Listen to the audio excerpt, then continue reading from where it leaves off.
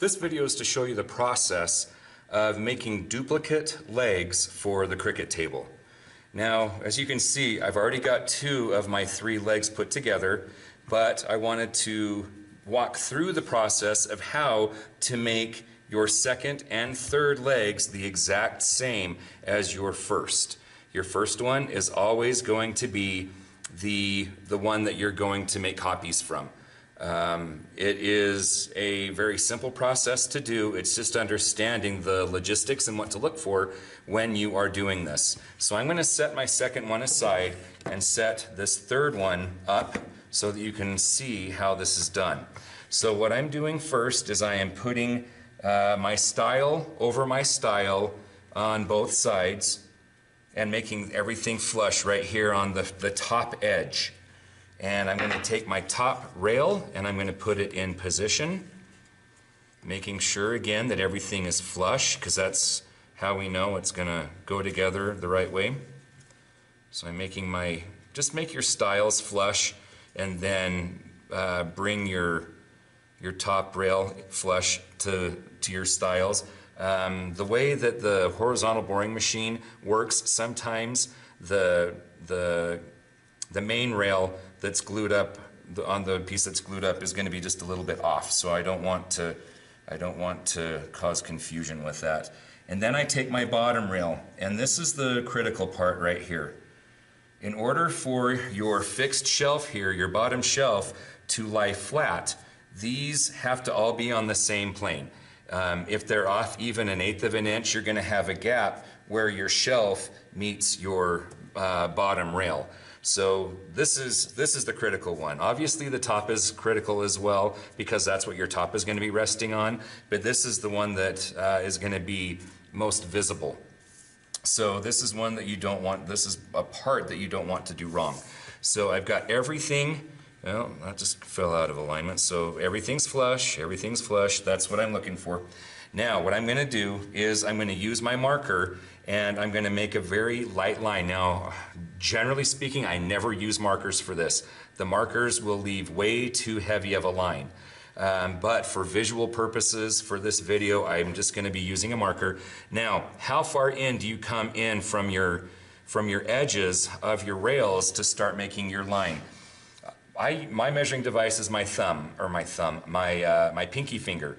My pinky finger is actually quite wide. If I had to give you a measurement, I would come in about 1/2 inch. So come in at least 1/2 inch, maybe, actually it looks like I'm going to come in more like 5/8 because I actually squish my pinky finger.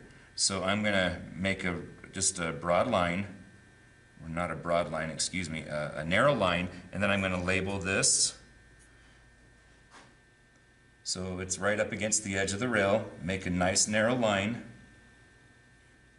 And that's going to be B, and I do it the same thing up here,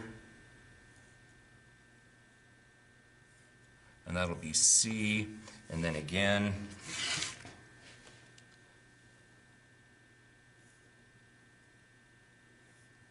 and that will be D. Alright, so I have my centers marked for the dowel holes that I need to drill. And I've got them labeled how they're going to be put together so I don't get anything confused, and that's my next step is over at the horizontal boring machine. So I'm going to go set up over there, and we'll get this drilled out and then we'll glue it together. Alright, I'm set up here at the horizontal boring machine. All you're going to do is you're going to take your 2 marks and you're going to put them centered with the black mark here that's on the fence, and if it's a pencil line, just put it centered with the mark. Your pencil lines are going to be a little bit narrower obviously than a marker stroke will be. So when you're doing this, just make sure that your pencil lines are centered with the black mark. That's going to be your center point on the fence. Then all you do is you take one of these pieces of masonite. There should be a couple of them over here, one for each of the horizontal boring machines.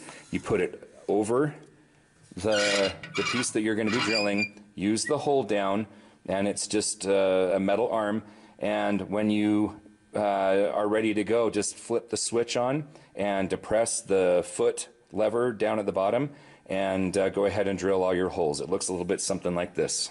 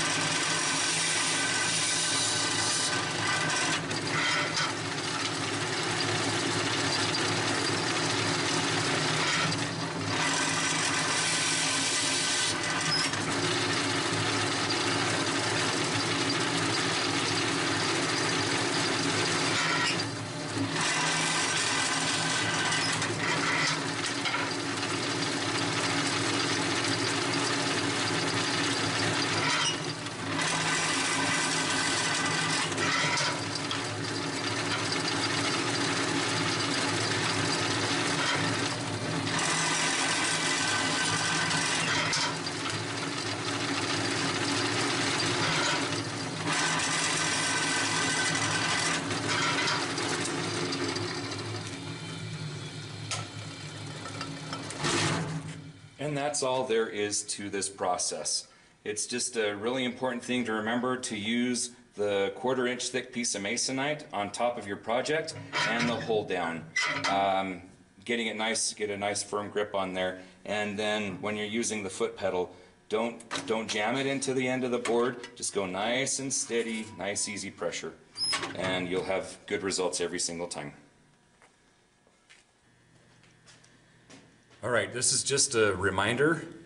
Whenever you put a leg together like this, you always want to do a dry assembly. The dry assembly is just simply putting the dowels in place and just making sure that everything fits, that you have tight joints, and that it's going to go together the way that you intend it to. So I'm just going to put the dowels in all of my edge holes first. And then I'll come back and I will put the rails in, just like so.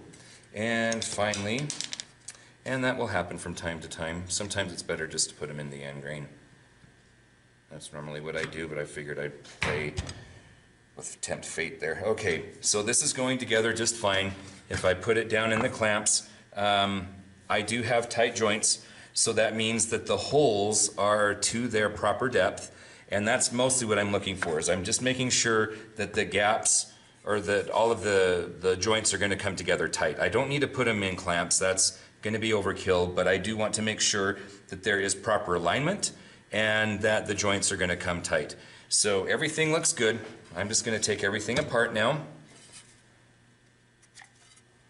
Take all of the dowels out of their individual holes, and hopefully nothing gets stuck. If you happen to get a dowel that sticks in one of their holes, just ask me for a pair of pliers. I've got them in my office, and I'll just lend those to you so you can pull your dowels out if they do get stuck. So the very first thing that I do is I always put the dowels in the ends of my rails first. It's just a habit I've always done. I don't know where it came from, but whenever I do dowel joints, I just have a tendency to put the dowels in the end grain first. It's just a foolproof way of doing dowel joints. So I'm going to put my glue in the dowels in my holes.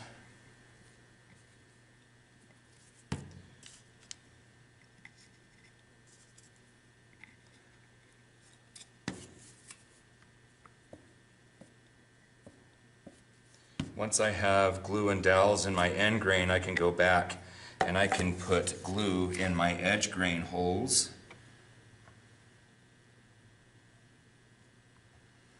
And then before I move on, I want to put a little bead of glue right in between the two holes. I need just that little bit of added extra strength. It does make a difference when it's done. So I always put a little bit just in between the two holes. Just like that. And then I put my rails in their corresponding holes next. Cap it off with my other style. And this is where things can get a little bit scary. If you have a hammer, go ahead and just don't use it. Okay, you don't ever want to use a hammer on this glue up. The main reason being, and again, this is just another reminder, if you were to put more pressure on this than it can handle, then your faces can actually blow out. You can actually crack the grain. I've had it happen a couple times. It doesn't happen very often, but every time it does happen, it's from a student using a hammer to tap these together. You should never have a hammer for this assembly. Now, I want you to visually look at this. I've got my rail for the clamp going right down the center of my rail on top and bottom. Well, this one should be shimmied over just a little bit, but that looks pretty good. Now I can start closing them up. And I kind of want to do this slowly so I don't risk breaking through on the grain. That glue is putting a lot of pressure on the inside of the material. So if you tighten it too quickly, it can split the grain. So I'm just tightening everything up. Use both hands to get it tight. And then if you want to, you can take all the glue off the joint. You don't have to do this. I generally don't, but you can.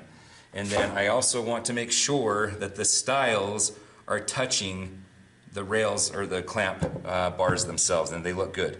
So this is ready to go, except for one more thing. I've got to put my name on here. Before you put it on the wall, always have your name on. One last thing that I just need to point out, I just want to point out that the top is to my right, to your right, my left, so the top is to the left, the bottom is to the right. If I had them reversed, then as I tighten them, they could literally just fall off, because you need to realize that this is opening up, this is an angle. So always make sure that the top is to your left and the bottom is to your right. So it's just opposite as you are looking at this. So just make sure that you're doing that, and you'll have really simple success on gluing up a Cricut table leg every single time.